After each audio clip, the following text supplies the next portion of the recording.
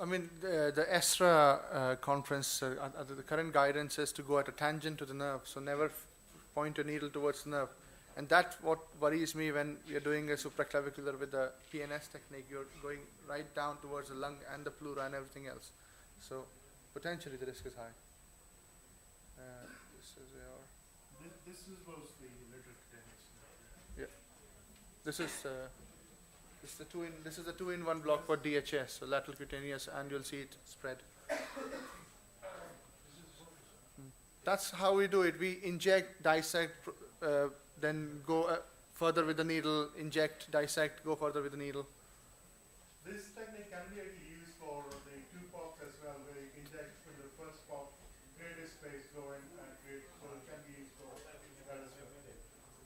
Again, here you can actually see that the local anesthetic actually sees, you can actually see two branches. That is the anterior branch and posterior branch of femoral nerve. So you can see that if you scan them distally, you can actually see the two branches. Knee surgery, I'm going to skip the anatomy, everybody knows. We tend not to do many blocks for knee surgeries now because surgeons don't like it, because patients can't walk after an hour. So they get a GA and a lot of morphine and they still don't walk after an hour. So the nerve block which we can do is a lumbar plexus block with the sacral plexus block, or femoral and sciatic blocks.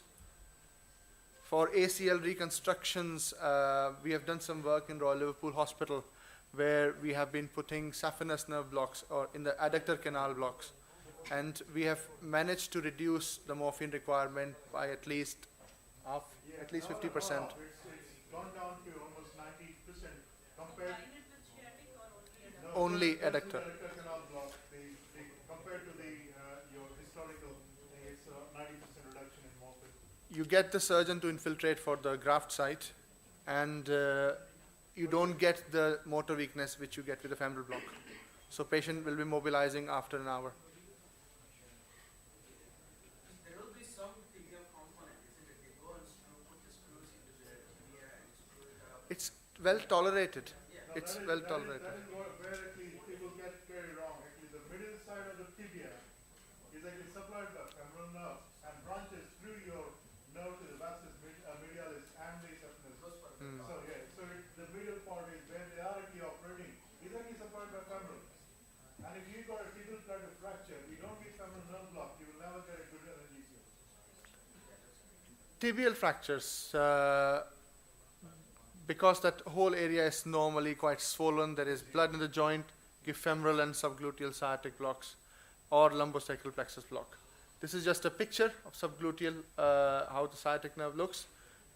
It is a little triangle while it's quite a round shaped in the popliteal fossa. Adductor canal block is a tiny nerve under the sartorius muscle next to the femoral artery, but we'll show you a video. We don't do it this way.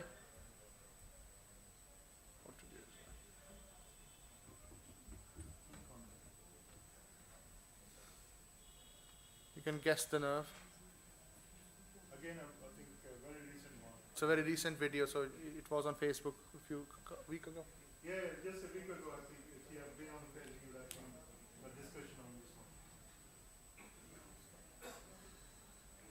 Again, it's going, you can see the needle actually going away from that, but it's got such a thing that if you go, sometimes it skips the fascia. So sometimes you have to go towards the nerve to actually go above it. So if you actually keep going above it, it will just keep running off. Because this fascia, again, is very strong. This adductor canal, is it? This No, is this is the sciatic, popliteal sciatic. You can see the two branches. Yeah. Will show. So you can actually see that is the tibial and that is the common peroneal. It's done from the side, from the lateral side. So you're coming from the lateral side.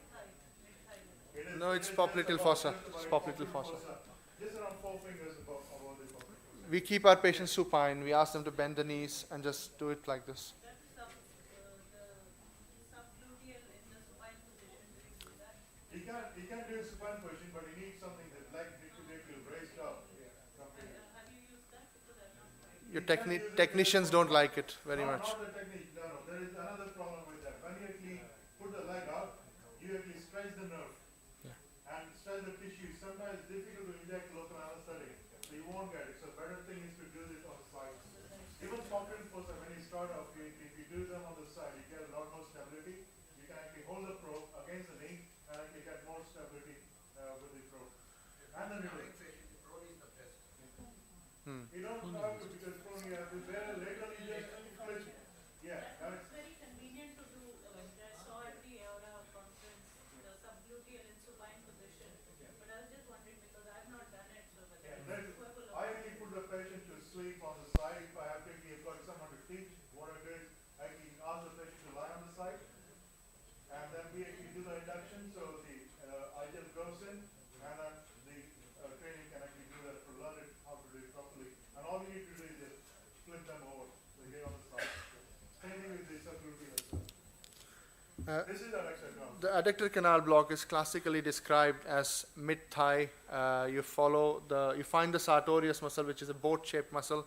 You follow the superficial femoral artery and inject next to it, if you can see the nerve or if you can't see the nerve. But what we did was we scanned it further down, and the superficial femoral artery will dip down and become much deeper, but the nerve continues. The adductor canal is still there. So then we inject between the sartorius and the vastus medialis. So that's the vastus medialis muscle, that is the sartorius, boat shape, and those are the nerves. No, deep, It's click gone on the, Yeah, just click it's on. Yeah. It's point to nerve. Yeah. So that's the nerve. They're actually just not one nerve, they're actually three nerves lying there. Actually, there's one here, and one like slightly deeper. So what you got here is saphenous. You got the nerve to vastus medialis, and you got the posterior branch of the obturator as well. And you can actually stimulate two of them. You can actually, using nerve stimulator, you can stimulate the nerve to vastus medialis, and you can actually also stimulate the posterior branch of the obturator. Now, all three of these actually supply the knee joint. And that is why we were getting such good results. People who are actually doing them higher up, okay, they say, oh, we didn't get such good results. That is because they're blocking. That's fine, I'm right. I think loud enough. What they're doing is basically blocking it too higher up. Okay, and it's easier to actually do it there. You won't get any muscle weakness, because here you still block the muscular branch to the main bulk of the vastus medialis.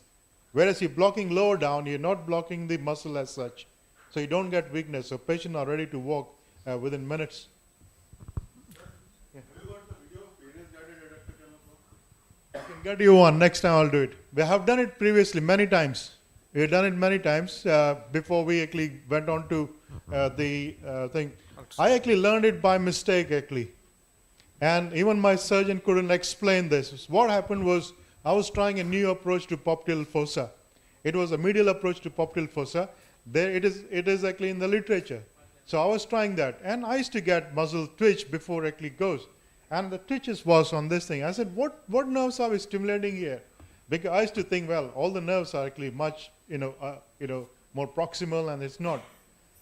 And then I read about it, and then say, well, these are the genicular branches of the vastus medialis, the saphenous, and you got obturator.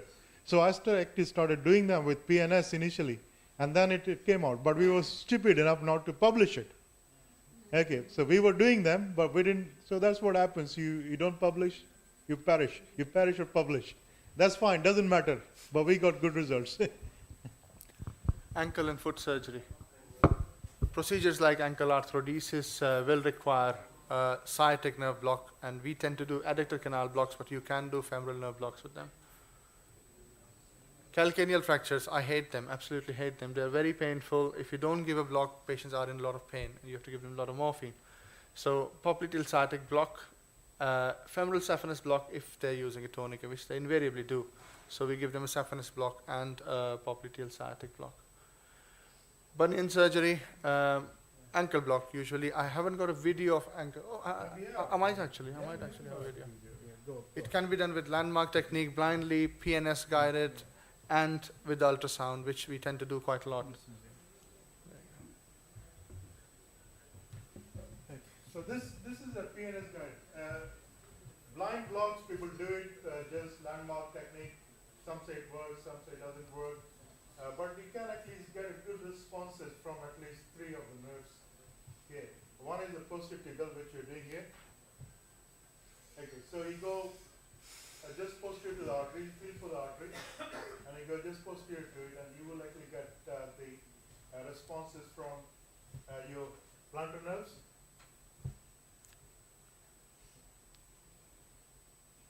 It can be a little bit fiddly at times. You just come out and do it again.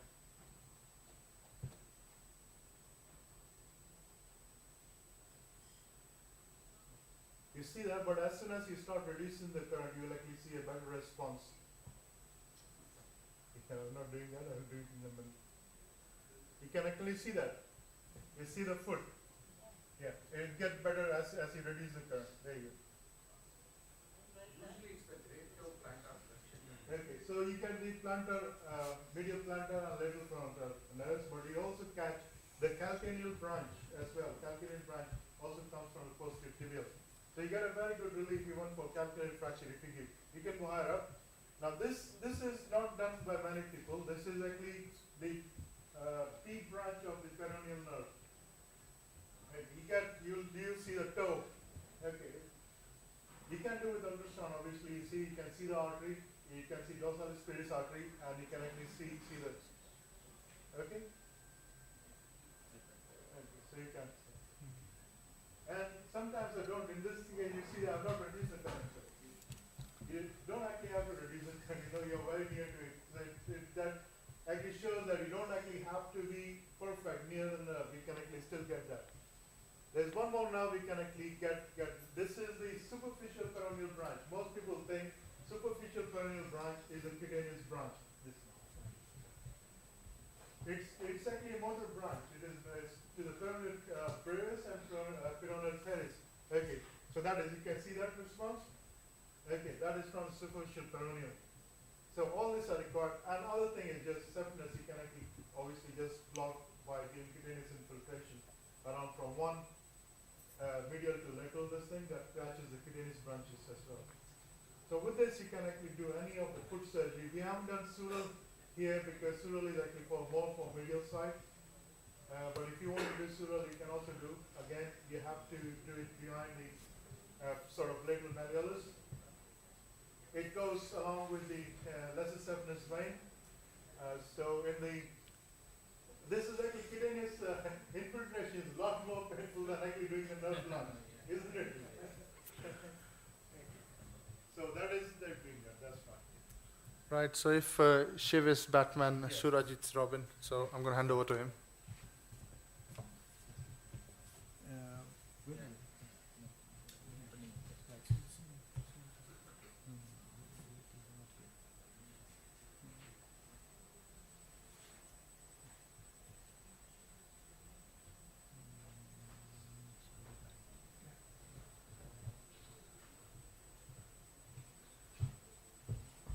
So already the indication that's all has been described. So now back to the reality. Reality means from again Liverpool to Sivsagara. That is that is To the other. Looks like there's a direct flight. Flight of thoughts. Now this is FICB, and this is I have given with epidural needle, that is 2 pop. I will not go detail about this one landmarks and all already described. This is the pubic symphysis, anterosuperior spine. Draw line.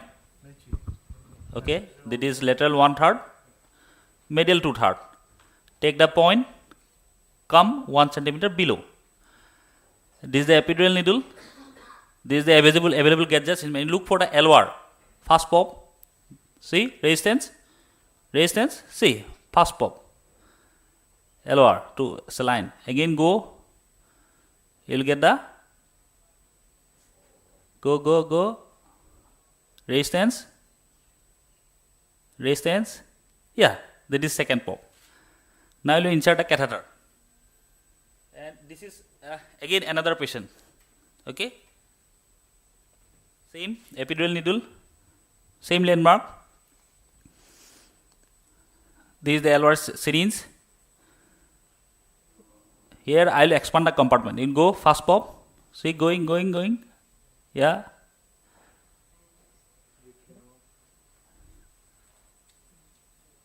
Resistance. Yeah, this is the fast pop by Pasalata. Okay. Then you can go, see bounce. I am looking the bounce. Then you will get a second pop. See the saline, it will go. Yeah, this is the second pop. See the backflow. I have expanded the compartment at 20 ml of local anesthetics. See, and the catheter is going freely. This is a FICP. Free going. This is another patient. Again, LR to air. See, this is a fast pop. Again, look, you'll go, you'll get the second pop. Then catheter. So this is FICP. This is with stimuplex needle. Insert, come out, then look for the bounce. Bounce, then pop. Pop, again bounce. Then you'll get a second pop. Yeah. So it is very easy. FICP is very easy.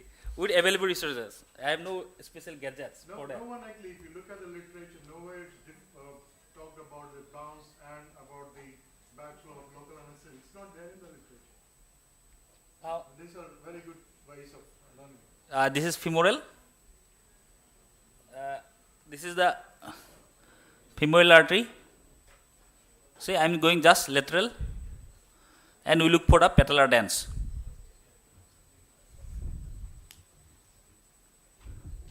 See, patellar snap or patellar dance is classical at 0.45. See,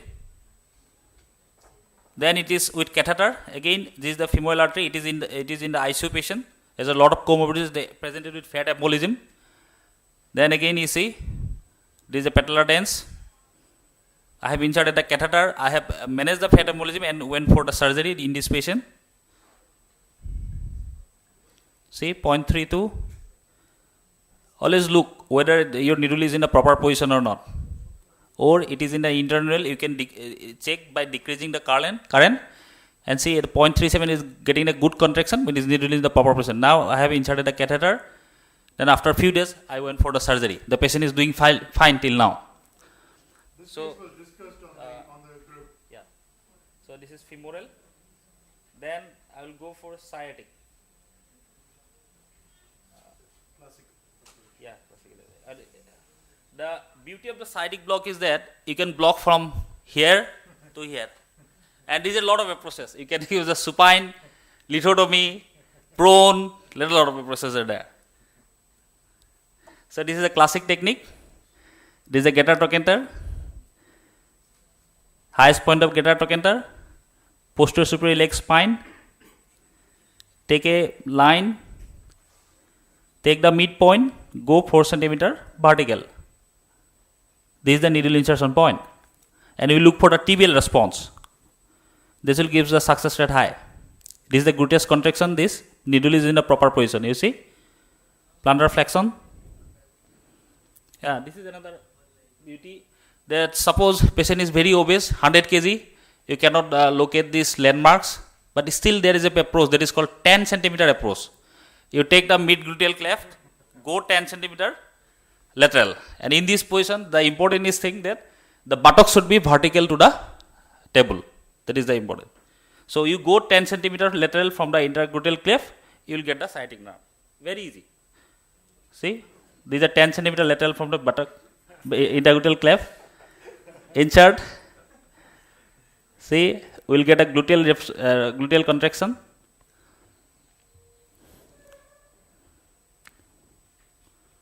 So in case of 120, 130, 150 kg, also it is you can easily get this response. So I have to manipulate the needle slightly careful and see the response. Plantar flexion. Hey, zoom in kiya Yeah, zoom in. Yeah. This is popliteal approach in the prone position. This is in the lateral, semi-lateral. Now it is in the prone position. This is semi-tendinosus, semi-membranosus. This is a popliteal case. We are going 10 to 15 centimeter, bicep femur, sorry, 10 centimeters above the this popliteal crease. And go, you'll get a, this is the common perineal response. If you give local anesthetics, block will work, but it will take some time. Now we'll look for the tibial response. Common perineal means we are just slightly lateral. We'll slide go medial, you'll get the tibial response. You see? Now the patient cannot give position. Suppose he see or patient says, no, I cannot give position. Doctor Sahab, jo karna hai karo aise. So she is in the supine position. So I am going to describe the lateral sciatic nerve block, lateral approach. Supine. This is the upper part of patella. We are going 10 centimeter lateral. This is vastus lateralis and bicep femoris. There is a natural groove is there. You can feel the groove and go and you look for the response. You will get this is the plantar response. See? Very nice. Very easy. Nothing else. Only one pop. And suppose patient has lot of trauma, again he says, no, I cannot go for this position. Then there is also option. This is the beauty of the sciatic nerve. You can in every position you can give block. This is the RAS technique. Here you see, this is the Gatter-Trochanter. This is the Gatter-Trochanter and the scale tuberosity. Take midpoint. Go this position. You look for the plantar response. See, only one poke. No need of multiple pokes. See, plantar response. Where is that? Yeah, this is a plantar.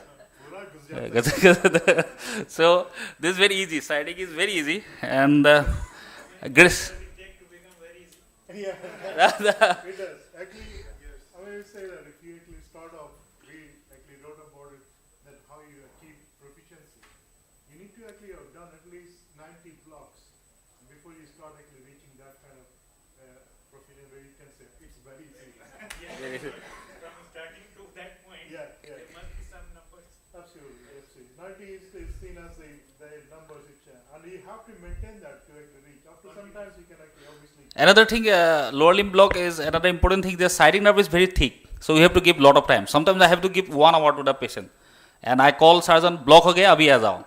So that is the issue. So if you get hurry, then your block will not work. So sciatic the itna thick hai, so you have to give lot of time. That is the issue. Do you feel that you need an ultrasound machine at all? Not now, ma'am, but probably sometimes I feel. Sometimes means some patients are there. Some patients, that's why. Hey, do you imagine somebody actually comes with a below knee amputation and the surgeon wants to do upper knee amputation, you want to do, you can't see the response, ultrasound. Yeah, that is it. And traumatic patient also, patient has lot of hand injuries and all. That is very. So this is this lateral femoral cutaneous nerve block. This is not PNS guided. This is again only one pop technique. So this is the anterior superior iliac spine. We am going 2 centimeter medial and 2 centimeter below. This is the lateral femoral cutaneous nerve block. We look for the fast pop with stimiplex needle. We'll again puncture the skin, tuck, then come out and look for the bounce. See, tuck, tuck, tuck, tuck, tuck, then fast pop. Very easy. Again easy.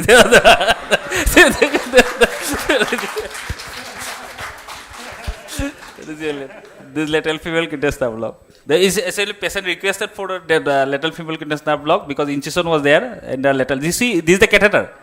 This is the femoral catheter. Patient has femoral catheter in situ, but patient complain pain here in the incision area, so I have repeated the block in ICU. Okay, see femoral catheter in situ. See, I have and always give in the fan shaped manner.